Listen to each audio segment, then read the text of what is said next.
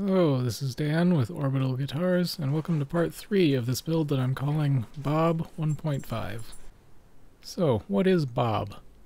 The original Bob is a guitar that was made by Ben Crow of Crimson Guitars, and it was inspired by the woodbending techniques of Seth Roland, in which the entire guitar was made from a single piece of wood, where the body portion was cut into thin strips and then bent/expanded to the full size of a body.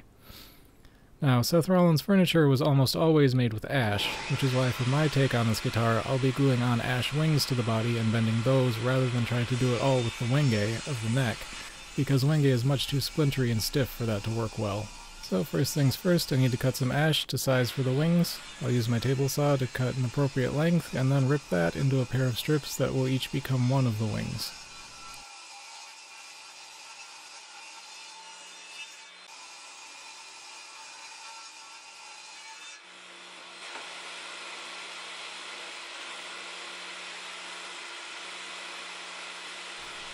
And as for the body shape, it wants to be a V.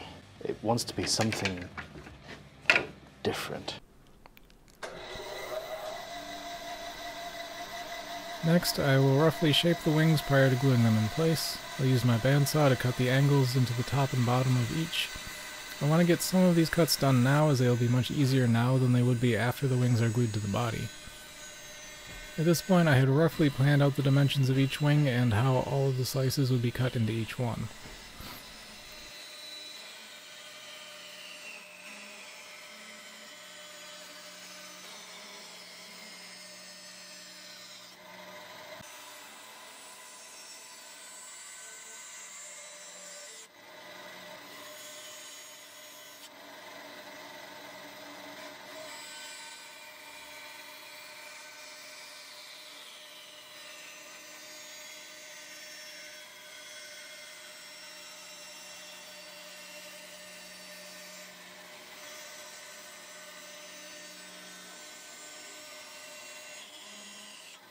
With that done, I can glue the wings to the body. I glue each wing on one at a time to ensure the best possible glue joint and correct positioning for both of them.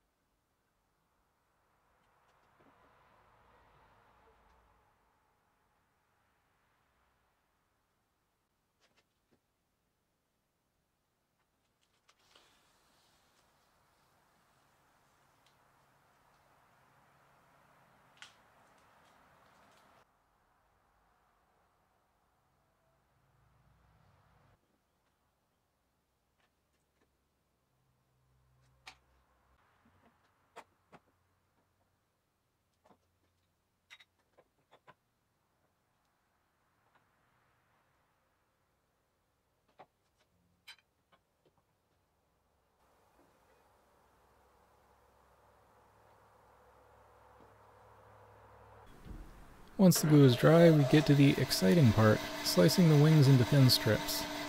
I have lines marked out on the top of the body for how many slices to make from each end and how far to cut each one. Now it's just a matter of making the cuts very carefully and very slowly to make sure they don't wander off track.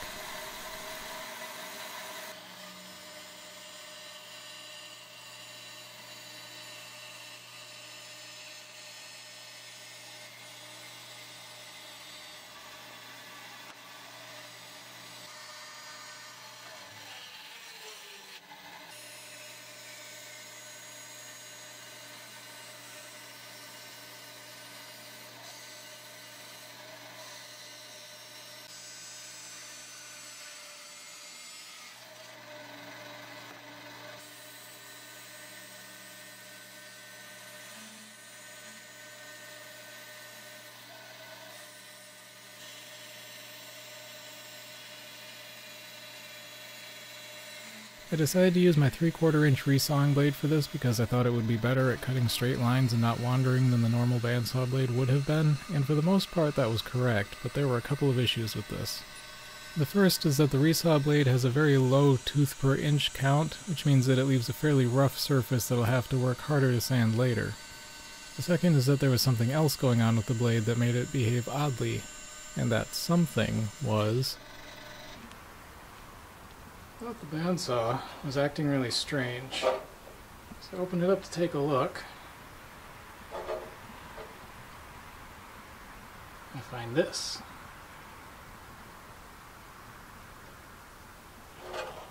So the blade was cracked, but not totally broken, so it still made the cuts but left very rough surfaces. Now I need to work out exactly what size and shape to make the wedges that will create the final spread of the wings. I did this by laying out some masking tape on the bench top, then clamping the center of the body to my workbench and spreading out the wing over the tape until it's in roughly the shape that I want, and tracing the slats onto the tape. Once the shapes are marked out, I will cut them out of the tape, which I will then transfer onto the wood that the wedges will be made from. At that point, I will go to my bandsaw and cut out the wedges.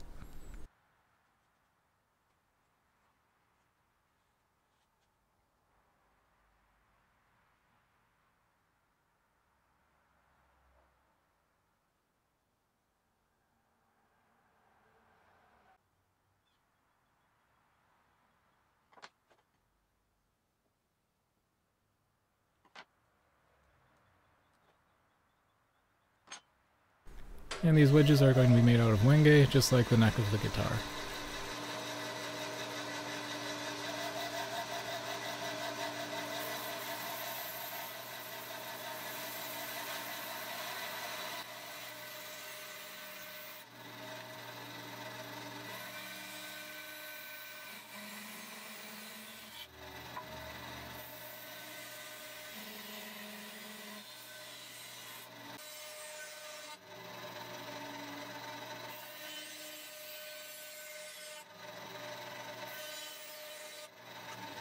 With the large wedges all cut out, I do a quick test fit.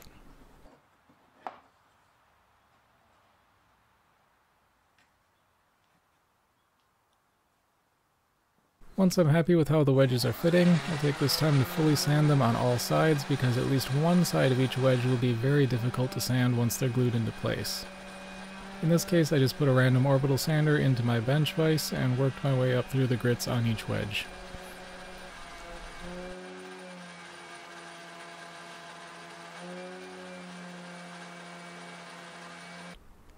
With the sanding done, I'm ready to start gluing, but first I will place some tape on all the inside surfaces that I don't want to have to clean glue off of later.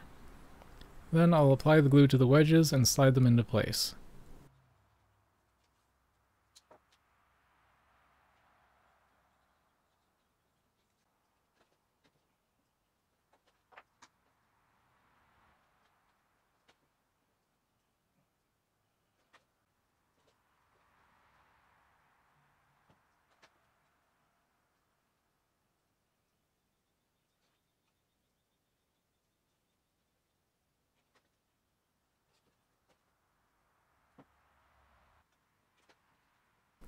I will also apply some clamps as necessary, however the slats are already applying some pressure on their own. After all the glue is cured on the first wing, I'll follow the same process on the other wing. I could have tried to do all of the gluing at once, but that would have been a lot to juggle. I did, however, choose to glue up the top and bottom of each wing at the same time because it seemed like only doing the bottom first caused Ben some trouble with Bob 1 because the slats tend to lose a lot of their flexibility as soon as the wedges are glued in.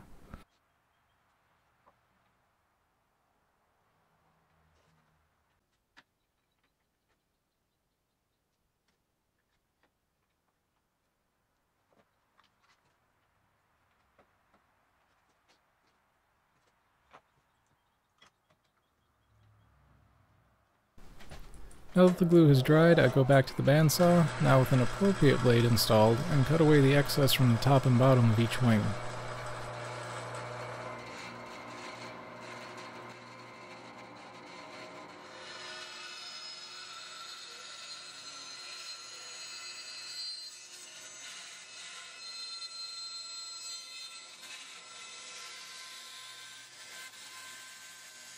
While it may have been interesting and very metal to keep all of the points along the bottoms of the wings, they were going to be in the way for some of the plans I have for later, so they need to go.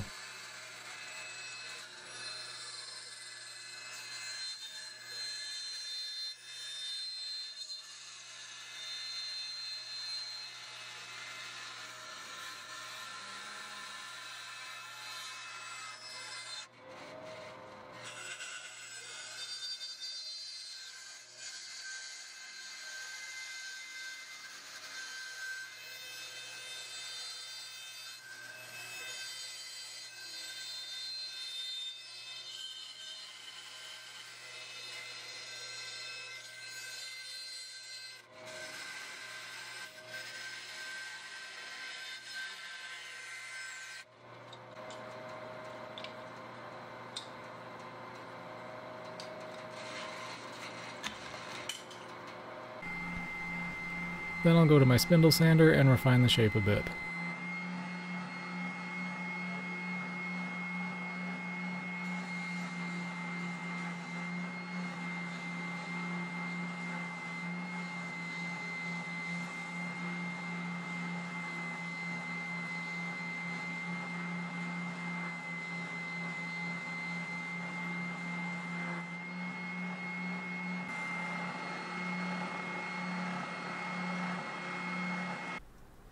Now, if you remember the little curve I routed into the bridge area in the last video, I need to do a bit more of that on the left and right sides at the transition area from the bridge to the wings.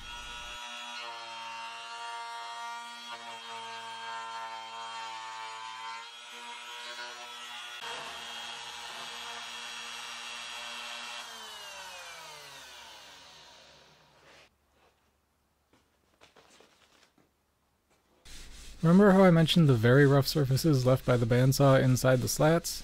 Well, now I get to smooth them out with everyone's favorite thing, sanding. And sanding. And sanding. And sanding. And sanding. And sanding.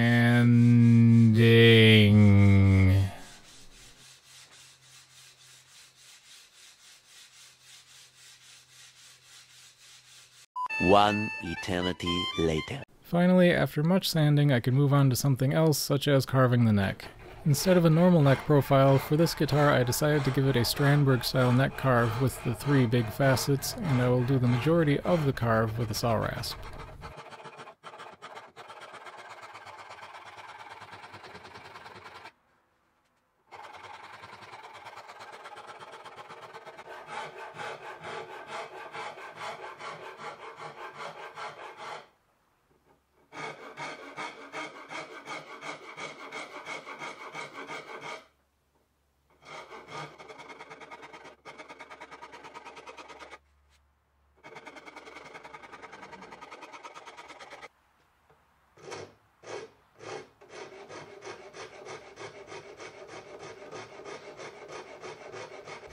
Then I'll switch to a regular half-round rasp to carve the transition from the neck to the headstock.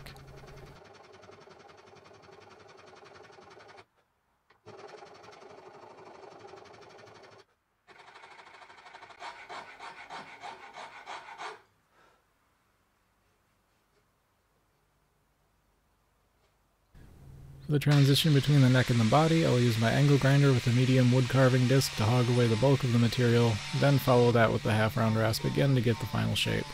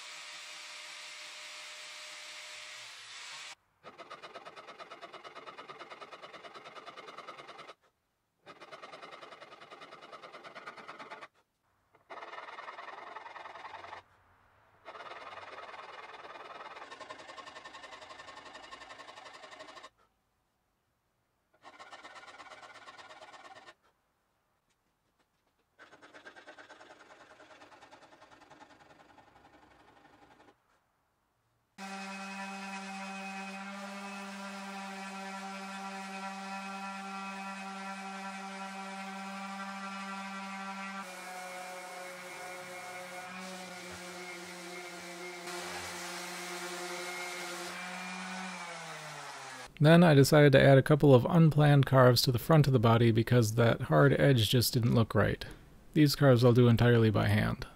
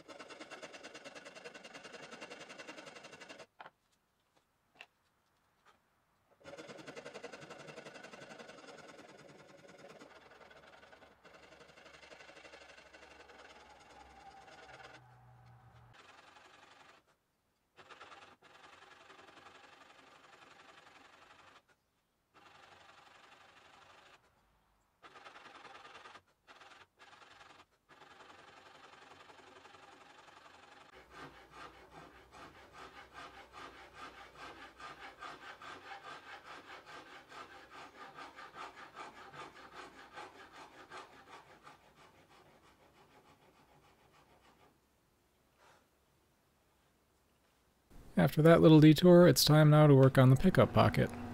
I had played around with the idea of having 2 pickups, but after the volume and tone controls I just couldn't manage to come up with enough room to install a toggle switch, so I just kept it to a single bridge humbucker. I'll start at the drill press using a Forstner bit to hog out most of the wood, then I'll use a router with a flush cutting bit to remove the rest.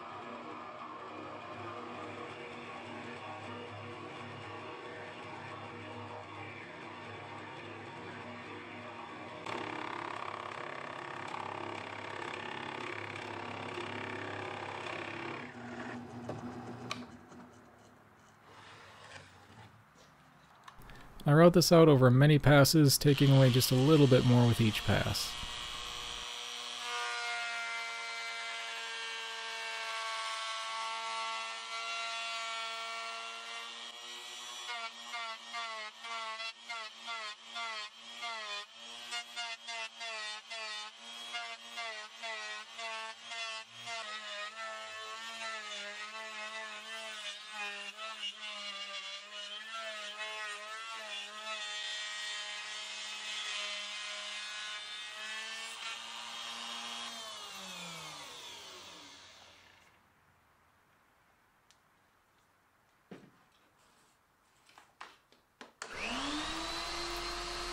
And that brings us to the end of part 3 of this guitar build.